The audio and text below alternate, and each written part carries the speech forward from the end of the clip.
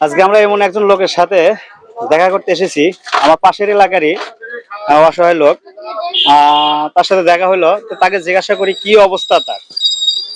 বলেন আপনি কি সমস্যা?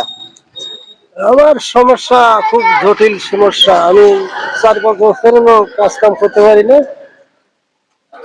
আমার খাওয়াই না পরে না, লোক নাই। আমি খুব অসুস্থতা, খুব অসুখে চলাফেরা করতেছি। মানে কি অসুস্থ আপনি? অসুস্থ, মানে কাজ করতে পারেন না, কতদিন হলো?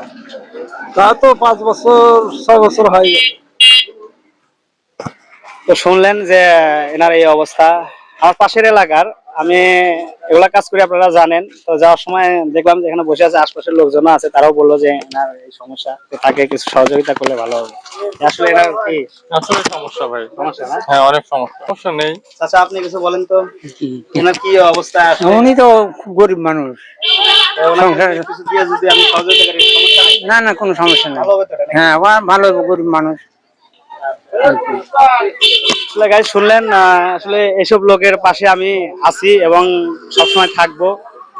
আর ওনাদের করবেন যেন আমি এইভাবে এনাদের পাশে যেন থাকতে পারি।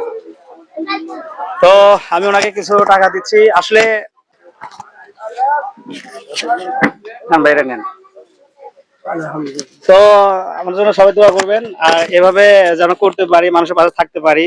তো আপনি খুশি, আল্লাহ খুব খুশি হলাম, খুব খুশি হলাম। থাকবেন, সুস্থ থাকবেন।